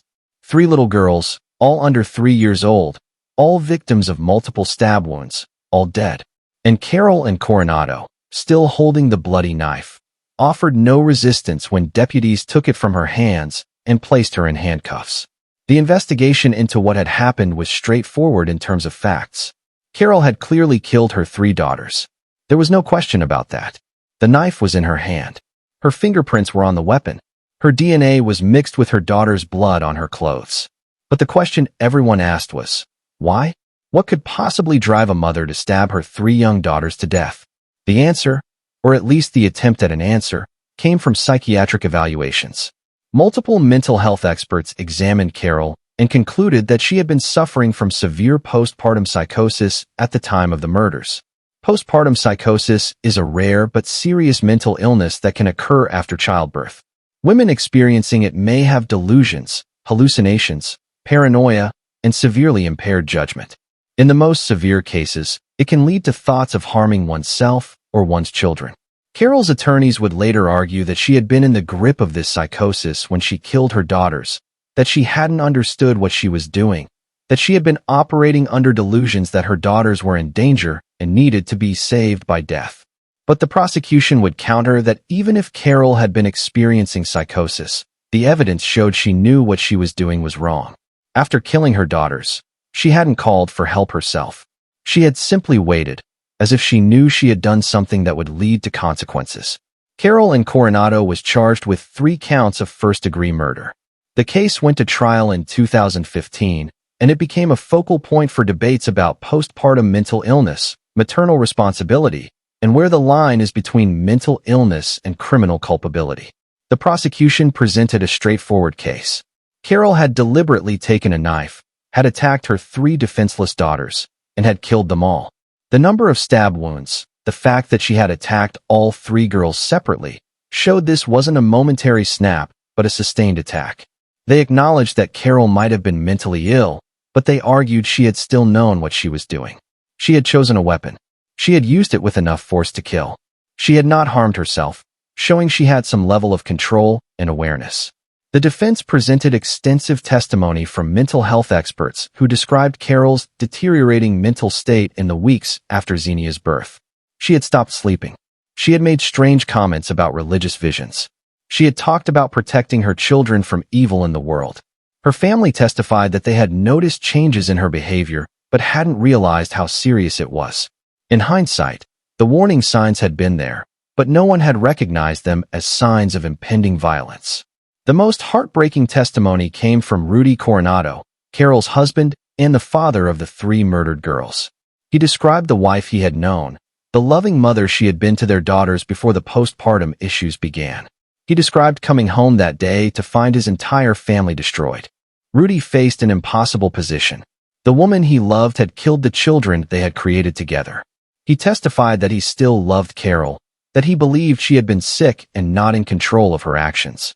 But he also mourned his daughters and struggled with the question of how he hadn't seen this coming, hadn't protected them. The prosecution presented photos of Sophia, Yasmin, and Xenia when they were alive. Sophia with her bright smile and curly hair. Yasmin taking her first steps. Xenia, just 2 months old, still so new to the world. 3 beautiful girls who would never grow up. The jury was shown autopsy photos, though some jurors later said they wished they hadn't seen them. The images of 3 small children, their bodies covered in stab wounds, was something that would stay with them forever. The jury deliberated for several days. They had to answer a complex question. Was Carol in Coronado legally insane at the time she killed her daughters? If so, she would be found not guilty by reason of insanity and sent to a psychiatric facility instead of prison. If not, she would be convicted of murder. California law defines legal insanity narrowly. Even if someone is mentally ill, even if they are experiencing psychosis, they can still be legally sane if they understood the nature of their actions and knew they were wrong. The jury ultimately decided that while Carol may have been experiencing postpartum psychosis, she had still known that killing her daughters was wrong. The evidence that she had hidden the knife, that she had waited for her mother-in-law to leave, that she hadn't called for help afterward, all suggested awareness of wrongdoing. The verdict: guilty on all 3 counts of first-degree murder. Because the prosecution had not sought the death penalty, Carol was sentenced to 3 consecutive life terms without the possibility of parole. She would spend the rest of her life in prison. The decision not to seek death was controversial. Some felt that anyone who killed 3 children deserved the ultimate punishment. But prosecutors and Carol's own family members, including Rudy, felt that Carol's mental illness, while not excusing her actions, was a factor that made a life sentence more appropriate than execution. Today, Carol in Coronado is serving her sentence at the California Institution for Women in Corona, California. She has expressed remorse for killing her daughters and has participated in mental health treatment while incarcerated. But remorse doesn't bring back Sophia, Yasmin, and Xenia. It doesn't undo the horror of what happened on that May afternoon in 2014. It doesn't heal the trauma experienced by Julia Coronado, who witnessed the aftermath, or Rudy Coronado, who lost his entire family in one day. The house where the murders occurred was eventually sold. The new owners knew the history but chose to purchase it anyway. They painted over the stains, replaced the carpet, tried to create new, happier memories in rooms that had seen such tragedy. The Torrance community rallied around the Coronado family in the aftermath of the murders. A memorial was held for the three girls, attended by hundreds of people who had never met them but felt compelled to honor their short lives. Teddy bears, flowers, and candles piled up outside the house where they had died. The Coronado case brought national attention to the issue of postpartum mental illness. Advocates used the case to push for better screening and treatment for new mothers experiencing depression or psychosis. They argued that with proper intervention, tragedies like this could be prevented. Others argued that while mental illness may have played a role, it didn't excuse the deliberate act of murdering 3 children. They pointed out that thousands of women experience postpartum issues without resorting to violence. Both perspectives have validity. The case exists in the uncomfortable gray area between complete culpability and complete exculpation, between evil and illness. What's not gray is the result. 3 little girls are dead, killed by the mother who should have protected them. Sophia was 2 years old. Yasmin was 16 months old. Xenia was just 2 months old. They barely had a chance to live before their lives were violently taken from them. As we move to case number 9, we shift slightly from mothers who killed their own children to a mother who committed murder against another adult. But don't mistake this for a less evil crime. What Kerry Lynn Dalton did to her victim was so sadistic, so prolonged, and so cruel that it earned her a place among California's most depraved killers. Let's continue with case number 9. Case number 9. Kerry Lynn Dalton, the torture murder. Live Oak Springs, California. June 26, 1988. In this small, remote community in San Diego County's backcountry, far from the eyes of civilization, a woman was about to experience hours of torture so severe that even hardened homicide detectives would be traumatized by the evidence. Her name was Irene Melanie May. She was 23 years old, and the person orchestrating her torture and murder was someone she considered a friend, Kerry Lynn Dalton, a mother who would prove that maternal instincts don't guarantee human decency.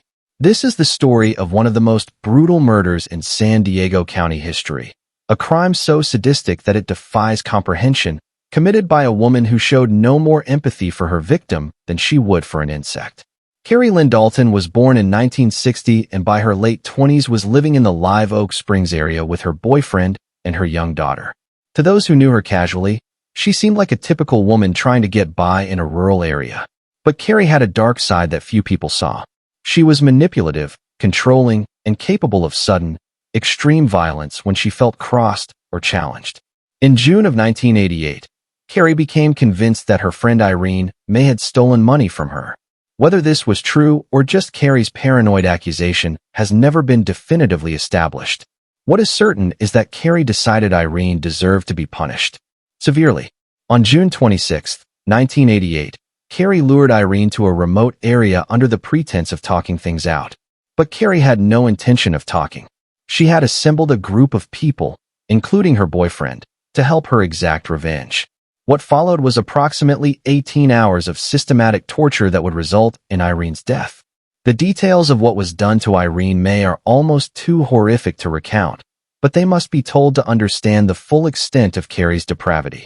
Irene was beaten repeatedly with fists, feet, and various objects. Her face was so severely damaged that she would later be barely recognizable. She was cut with knives, her body marked with dozens of wounds. She was burned with cigarettes, the burns covering much of her skin. But the physical torture was just part of it. Kerry and her accomplices subjected Irene to psychological torture as well, taunting her, telling her she was going to die, making her beg for her life. Throughout this ordeal, Kerry was the ringleader. Witnesses who later testified in court described her as energized by the violence, taking pleasure in Irene's pain. She would order others to hurt Irene, then would jump in herself to inflict additional pain. At some point during the 18 hours, Kerry decided that Irene should die, but she didn't want it to be quick or merciful. The torture continued even as Irene's condition became critical. Finally, when Irene was barely conscious and clearly dying from her injuries, Kerry ordered her boyfriend to finish her off. He struck Irene in the head with a rock, repeatedly, until she stopped moving.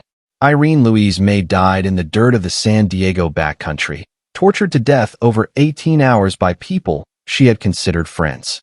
She was 23 years old. After Irene was dead, Kerry and her accomplices disposed of the body, leaving it in a remote area where it wouldn't be found for days. Then they went back to their lives as if nothing had happened. But one of the participants in the torture couldn't live with what they had done. Within days of Irene's murder, this person went to the San Diego County Sheriff's Department and confessed, providing details about the crime and Kerry's central role in it. Detectives immediately began investigating. When they found Irene's body, the extent of her injuries shocked even veteran homicide investigators. The medical examiner counted dozens of wounds, burns, and injuries all over her body. The autopsy revealed that she had suffered tremendously before death finally released her. Kerry Lynn Dalton was arrested and charged with first-degree murder with special circumstances, specifically torture murder. Her boyfriend and other participants were also arrested and charged. Kerry's trial began in 1992 and the evidence presented was overwhelming. Multiple witnesses testified about the torture session, describing Kerry's active participation and leadership role. They described her laughing as Irene screamed in pain. They described her showing no mercy even when Irene begged for her life. The prosecution presented forensic evidence showing the extent and severity of Irene's injuries. Each wound, each burn, each broken bone told part of the story of her final 18 hours. Perhaps most damning was Kerry's own behavior after the murder. She showed no remorse, made no attempt to help authorities, and even after arrest showed more concern for her own situation than for the life she had taken. The defense tried to argue that Kerry had been under the influence of her boyfriend, that she hadn't been the primary actor in the torture. But witness testimony contradicted this. Multiple people described Kerry as being the one in charge, the one directing the violence, the one who seemed to enjoy it most. The jury deliberated for less than a week before returning with their verdict: guilty of first-degree murder with the special circumstance of torture. During the penalty phase, the prosecution argued that the torture Kerry had inflicted on Irene May was among the most depraved acts imaginable. They presented testimony about Irene's life, her dreams, her plans for the future that had been stolen from her during 18 hours of hell. The defense presented some evidence of Kerry's difficult childhood and argued for life without parole instead of death. But after hearing all the evidence, the jury recommended death. In 1995, Kerry Lynn Dalton was sentenced to death and sent to California's death row. Kerry spent over 2 decades on death row, filing appeals and motions, trying to avoid execution. Then, in 2019, a significant development occurred. An appellate court vacated her death sentence, citing issues with the penalty phase of her trial. This didn't mean Kerry was freed or even that her conviction was overturned. She was still guilty of the torture murder of Irene May, but it meant she would have to be resentenced, and the death penalty might no longer be an option. As of today, Kerry Lynn Dalton is incarcerated at the Central California Women's Facility, awaiting resentencing. She will almost certainly receive life without the possibility of parole, meaning she will spend the rest of her natural life in prison. Irene Louise May was 23 years old when she died. She was someone's daughter, someone's friend, a young woman with her whole life ahead of her. She deserved to grow old, to fall in love, to pursue her dreams. Instead, she experienced 18 hours of torture so severe that the details are difficult for most people to even hear about. She died in agony, terrified and in pain, at the hands of someone she had trusted. The Kerry Dalton case is included in this documentary not because Irene was Kerry's child, but because Kerry was a mother herself. She had given birth to a daughter, experienced the miracle of creating life, held a baby in her arms. And yet she was still capable of torturing another human being to death over the course of 18 hours. This proves that being a mother doesn't automatically make someone compassionate or empathetic or good. Kerry Dalton had maternal instincts toward her own child, but showed none of that humanity toward Irene May. The case also highlights how evil can flourish in isolated areas where there are fewer witnesses and less oversight. Live Oak Springs is a remote community where people mind their own business.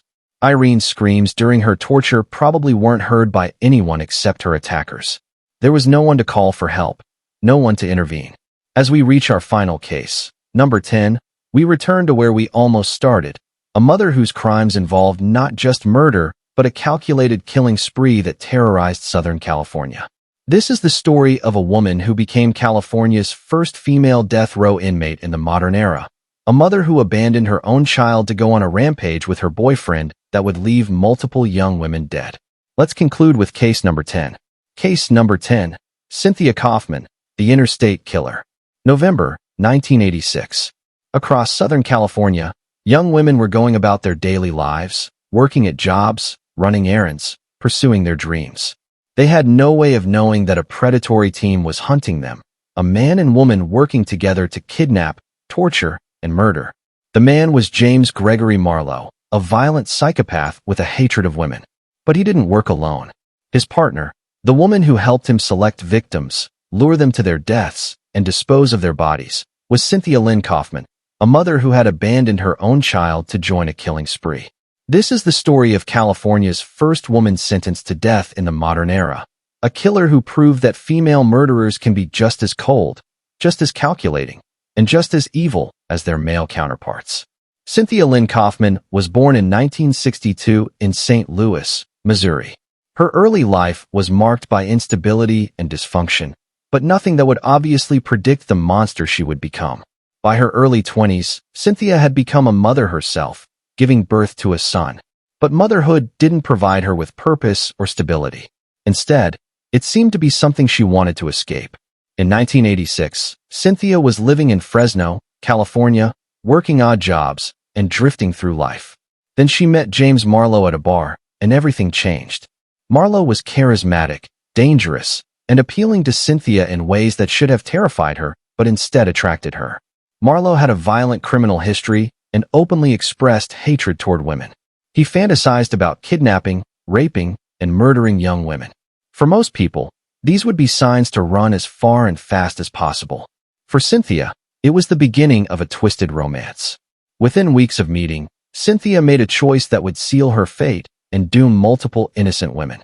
She abandoned her young son, leaving him with family members, and took off with Marlowe on what would become a murder spree across the Southwest.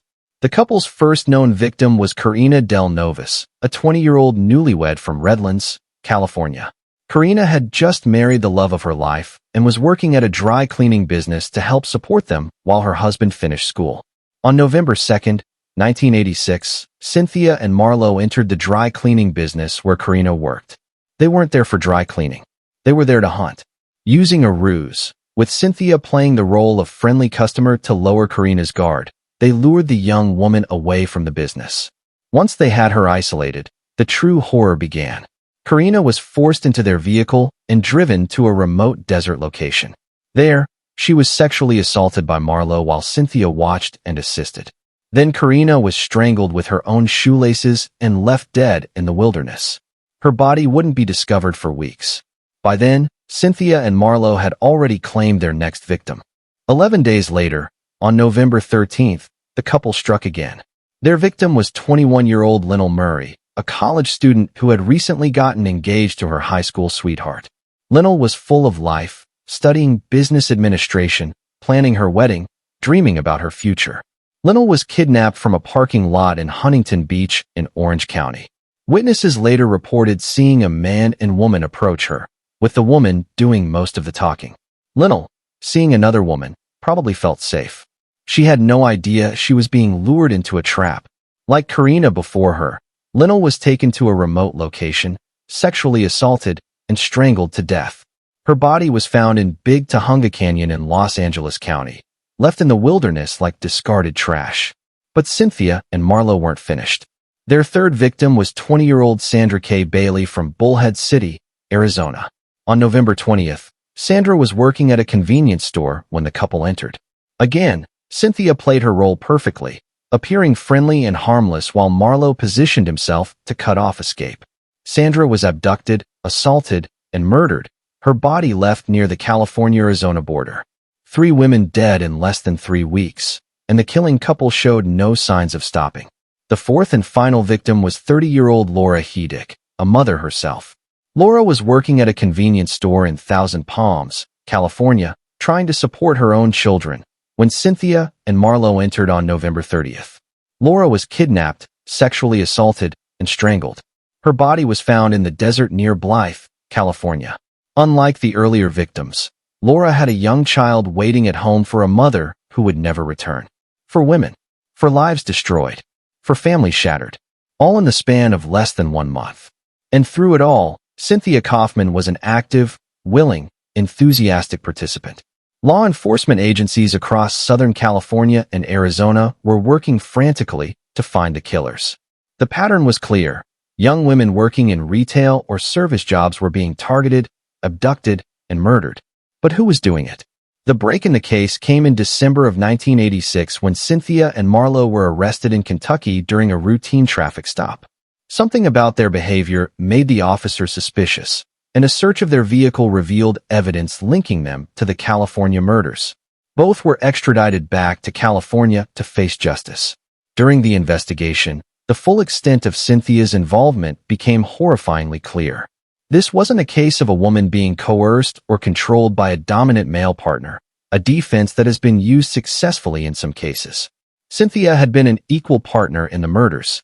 Witnesses testified that Cynthia had helped select the victims, choosing young, attractive women who fit Marlo's preferences. She had been the one to approach them, to lower their guard, to make them feel safe enough to go with the couple. She had participated in the abductions, helping to restrain the victims and prevent their escape. Most disturbingly, evidence suggested that Cynthia had participated in at least one of the strangulations, actually helping to kill a victim. Forensic analysis indicated that some victims showed signs of being held down by multiple people during their murders. And perhaps most damning of all were letters Cynthia wrote to Marlo from jail while awaiting trial. In these letters, she expressed her love for him and made references to their adventures together. She reminisced about their time on the road. Never once did she express genuine remorse for the lives they had taken or sympathy for the families they had destroyed. Cynthia Kaufman's trial began in 1989 in San Bernardino County. The prosecution's case was methodical and devastating. They presented forensic evidence linking Cynthia and Marlo to all 4 murders. They presented witness testimony from people who had seen the couple with some of the victims shortly before their disappearances. They played recordings of Cynthia's phone calls from jail, where she showed no remorse and continued to express devotion to Marlo. They read her letters aloud in court, letters that spoke of love and loyalty, but never mentioned the 4 women they had tortured and killed. The defense tried to argue that Cynthia had been under Marlo's psychological control, that she had been a victim herself, manipulated into participating in crimes she wouldn't have committed on her own. They presented evidence of her troubled childhood and suggested she had low self-esteem that made her vulnerable to Marlo's influence. But the prosecution demolished this defense. They pointed out that Cynthia had willingly abandoned her own child to go on the road with Marlo. She had actively participated in selecting victims. She had shown initiative and creativity in developing ruses to lure women. She had, according to evidence, participated directly in at least 1 murder. This wasn't a woman being controlled. This was a woman who had found someone who shared her darkest impulses and had eagerly joined him in acting them out. The most heartbreaking testimony came from the families of the 4 victims. Karina's husband described planning a future with his new bride that would never happen. Lionel's fiancée talked about the wedding they would never have. Sandra's family spoke of a vibrant young woman with dreams and ambitions. Laura's children, now motherless, had to grow up knowing their mother had been murdered by a woman who was a mother herself but had valued her relationship with a killer more than her own child.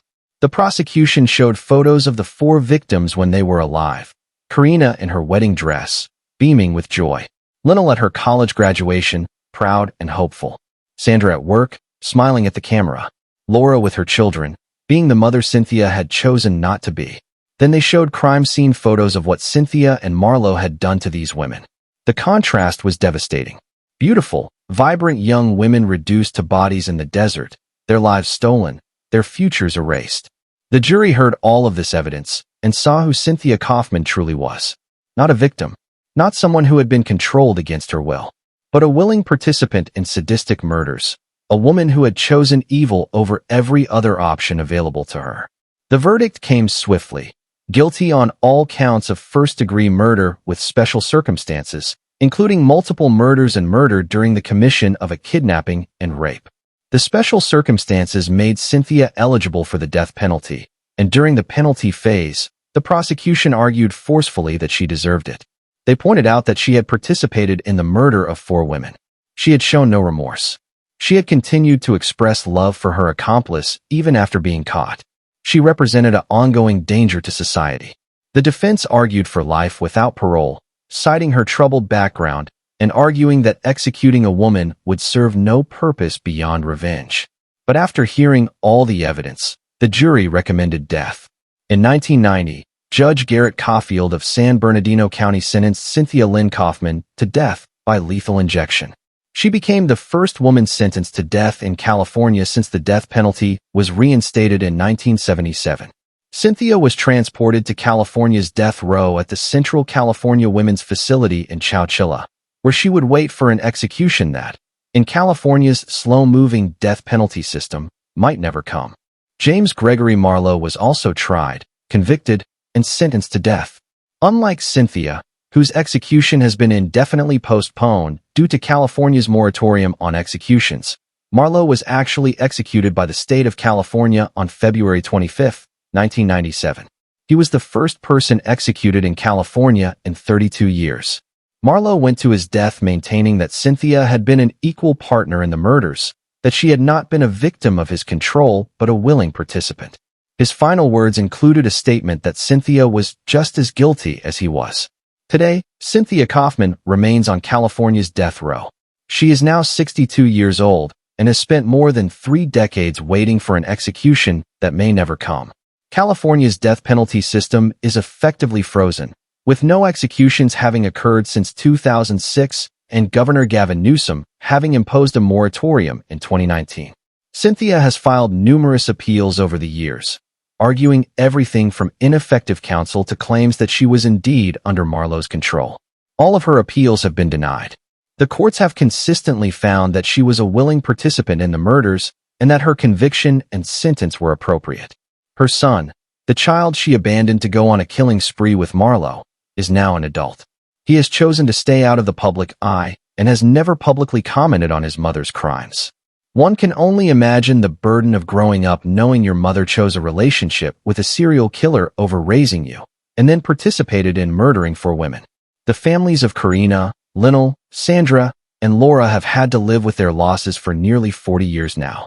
Some have spoken publicly about their desire to see Cynthia executed, feeling that only death is appropriate punishment for what she did. Others have expressed that they find no comfort in thoughts of execution and simply want to know she will never be free. Karina Del Novis was 20 years old, a newlywed with her whole life ahead of her. Lynell Murray was 21, a college student planning her wedding and her future career. Sandra K. Bailey was 20, working to support herself and build a life. Laura Hedick was 30, a mother trying to provide for her children. All 4 of these women deserve to grow old. They deserve to pursue their dreams, raise families, experience joy and love, and all the things that make life worth living. Instead, they experienced terror and pain at the hands of Cynthia Kaufman and James Marlowe, and then they died in the desert, alone and afraid. Their names should be remembered long after Cynthia Kaufman's name is forgotten. They were victims, but they were also daughters, fiancées, wives, mothers, friends, and human beings with value that Cynthia chose to destroy.